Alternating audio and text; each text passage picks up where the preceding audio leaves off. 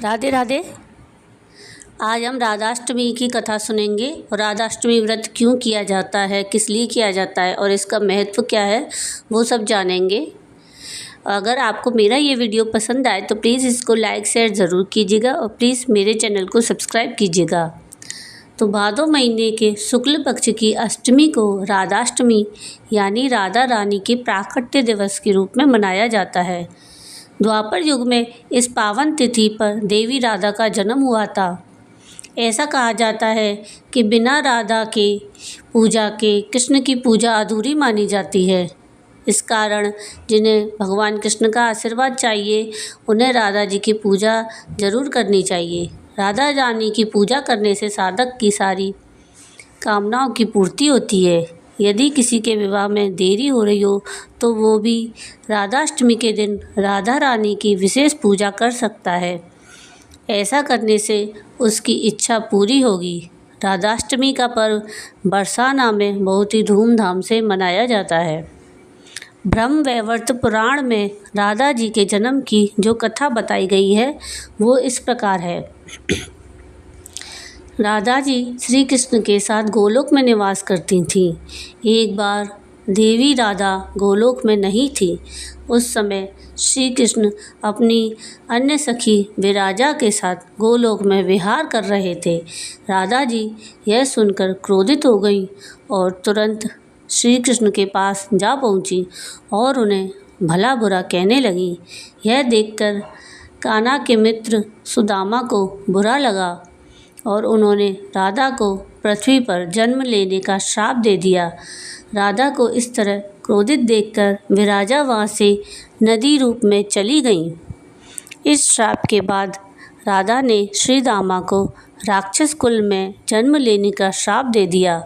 देवी राधा के श्राप के कारण ही श्री दामा ने शंखचूड़ राक्षस के रूप में जन्म लिया। वही राक्षस जो भगवान विष्णु का अनन्य भक्त बना और देवी राधा ने वृषभानु जी की पुत्री के रूप में पृथ्वी पर जन्म लिया। लेकिन राधा जी वृषभानु जी की पत्नी देवी कीर्ति के गर्भ से नहीं जन्मी। जब श्री रामा और राधा जी ने एक दूसरे को श्राप दिया तब श्री कृष्ण ने राधा जी से कहा कि आपको पृथ्वी पर देवी कीर्ति और वृषभानु जी की पुत्री के रूप में रहना है। वहाँ आपका विवाह रायाण नामक एक वैश्य से होगा। रायाण मेरा ही अंशावतार होगा और पृथ्वी पर भी आप मेरी प्रिया बनकर रहेंगी। उस रूप में हमें विछोह का दर्द सहना होगा। अब आप पृथ्वी पर जन्म लेने की तैयारी करें।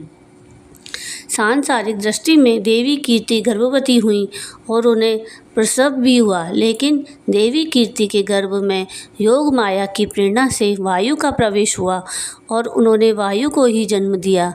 जब वह प्रसव पीड़ा से गुजर रही थीं उसी समय वहाँ देवी राधा कन्या के रूप में प्रकट हो गईं। अब राधाष्टमी का महत्व क्या है वो जानते हैं। कृष्ण प्रिया राधा रानी के प्राकट्य दिवस पर व्रत रखने से भगवान कृष्ण प्रसन्न होते हैं और मनोवांछित फल प्रदान करते हैं। राधा नाम संसार के सभी दुखों को हरने वाला है। मान्यता अनुसार इस व्रत को करने से धन की कभी कमी नहीं रहती और घर में बरकत बनी रहती है। अब ये व्रत कैसे करें और उसकी पूजा विधि क्या है वो भी जान लीजिए। सुबह सुबह स्नान आदि से निवृत्त होकर सूर्य देवता को जल अर्पित करें।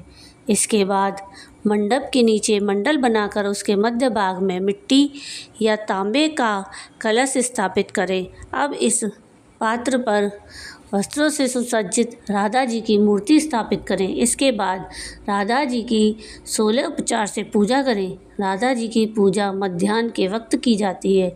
पूजन के बाद उपवास करें और एक समय भोजन करें।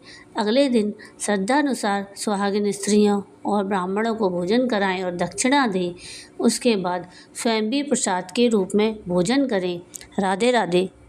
अगर आपको ये वीडियो पसंद आया हो तो प्लीज़ इसको लाइक शेयर ज़रूर कीजिएगा। प्लीज़ मेरे चैनल को सब्सक्राइब कीजिएगा और वीडियो देखने के लिए धन्यवाद।